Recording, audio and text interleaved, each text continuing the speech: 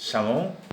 Então, eu venho aqui falar com vocês a respeito de Ezequiel capítulo 38.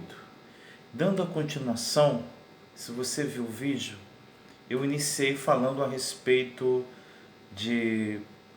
da profecia que Deus inspirou Ezequiel para falar sobre Gog, esse ser que é conhecido na tradição judaica como o espírito de Amalek. E nos comentários abaixo eu deixei o link onde eu explico cada detalhe a respeito dos países que representa eles hoje, né? Tem o Heródoto, que é o pai da história, comenta também, tem o Flávio Josefo. E dando a continuação, você sabe que quando nós lemos a palavra do Senhor, dentro de uma visão judaica, existe o que chamamos de pardês. O que é pardês? Pardês é o nível de uma interpretação judaica, qual nós chamamos de midrash, ou nós chamamos de uma hermenêutica judaica. Ele tem 4 níveis, que é o Peshat, Remes, Drash e Sod. Peshat é a forma literal do texto. Exemplo, Paulo foi à Grécia. O Remes é a alusão, é nesse sentido que eu quero conversar com vocês sobre isso. É aquilo que aconteceu no passado que vai refletir no futuro. Exemplo, a intenção de Nimrod de construir uma torre, ali inicia-se uma nova ordem mundial. Uma só palavra, um só pensamento, um só povo. Depois tem o apocalípticos, vamos dizer assim, que aconteceu no Egito, com Deus agindo com Israel, com o faraó, que também aponta nos futuros, o qual nós vemos no livro das Revelações. Então, Gog e Magog, essa luta desses países contra Israel, elas têm endereço. E essa batalha, esses países, eles se concentram no norte de Israel, ali naquela parte do Oriente Médio, começando-se, olha essa minha mão, aqui é Israel, depois nós temos o Vale do Jordão, depois nós temos o Líbano, a Síria, a Turquia e a Rússia acima, fazendo uma linha da Rússia até Israel, fica certinho o norte. Mas para o seu lado oeste, temos, além da Síria, nós temos o Iraque, nós temos o Irã e depois nós temos o Paquistão, acima um pouco. Então, abaixo do Irã tem a Arábia Saudita e abaixo da Arábia Saudita tem o Egito. Então, nessa área foi o que os impérios foram predominantes, tanto o Império Babilônico, Império Egípcio, Império Assírio, Império Grego, Império Romano.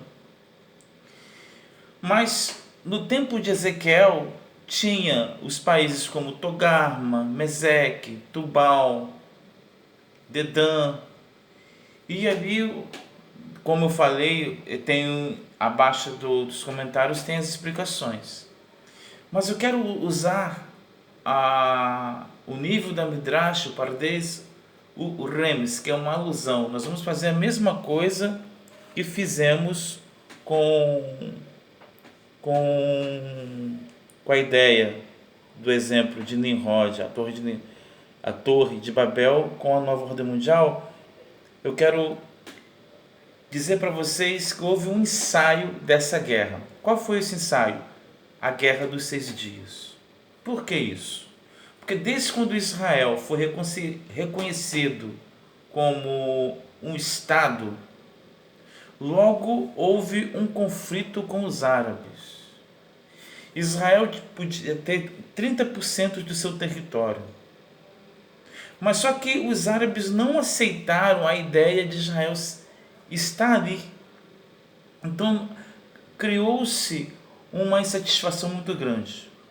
Em 1967, a tal conhecida a Guerra dos Seis Dias, quem liderou a ideia de criar-se uma guerra contra Israel, eu coloquei o nome dele aqui, foi o egípcio, um populista, Gamal Abdel Nasser. Ele recebeu um falso relatório da União Soviética.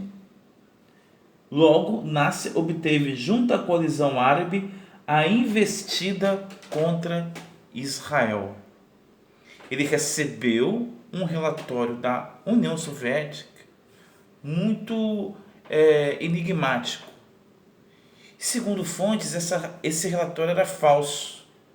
E Nasser, então, ele visitou todos os países árabes para poder ter apoio para lutar contra Israel. Agora eu quero que você veja comigo, que você acompanhe, quais eram os países que lutaram contra Israel. O Egito, o Iraque, o Egito, Jordânia e Síria. Porém, teve apoio do Iraque, teve apoio do Kuwait, teve apoio da Argélia, teve apoio do Sudão e teve apoio da Arábia Saudita. Esses países, eles simplesmente se alinharam contra Israel. A Síria e é um país estratégico para que adentre, principalmente no Vale do Jordão. Aí vai lutar, vai derrubar Nazaré, vai derrubar Tzfat, até chegar a Jerusalém. Então, o que acontece? Essa guerra dos 6 dias teve um pensador que orquestrou tudo isso.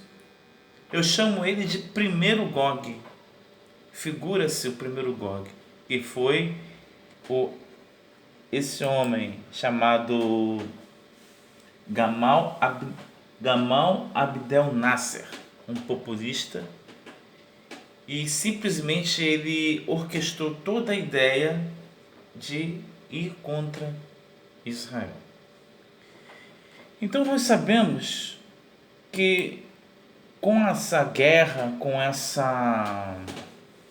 essa luta, quem estava encabeçado nisso era o Egito. E o Egito ficava na parte sul. Mas só que eles adentraram no norte de Israel. Então houve muitas baixas, muitas guerras. E interessante que a declaração da Liga Árabe, depois que Israel soube dessa artimanha egípcia, então eles atacaram antes de ser atacado. Israel, com seus MiGs, com seus caças, detonou com as forças egípcias. E com isso, a Liga Árabe não reconhece o Estado israelense. A decisão de não existir paz devido a essa guerra. Então passou a ter o que? Uma intifada. Israel, por sua vez, deu uma declaração. E olha só a declaração de Israel. Que devolveria a parte reconquistada se a Liga Árabe reconhecesse seu Estado, reconhecesse que ele tem direito como Estado naquele lugar. Então você vê que Gog e Magog, ele se iniciou nessa tentativa de Nasser. Passado algum tempo, surge a guerra do Yom Kippur. E mais uma vez o Egito promove essa luta. E nesse período dessa guerra do Yom Kippur, a Rússia vendeu muitos armamentos para o Egito. E quem estava agora tomando parte dessa luta era o Anwar Sadat, isso aí em 1970. Sadat, ele tinha na sua mente o desejo de retomar o canal, o Sinai, porque Israel, quando lutou na Guerra dos 6 Dias, tinha retomado. Então, nesse período da guerra do Yom Kippur, tiveram países que estavam junto com o Egito, e era a Síria, Iraque, Jordânia, Emirados Árabes, soldados enviados pelos coreanos do norte, soldados enviados pelo governo cubano, voluntários árabes de países da África e árabes, e soldados enviados pelo governo marroquino, onde o Egito estava liderando. Então, desde quando Israel foi reconhecido como Estado, não só a Guerra dos 6 Dias, a Guerra do Yom Kippur foi uma forma de gerar lá na frente, lá no futuro, Gog e Magog.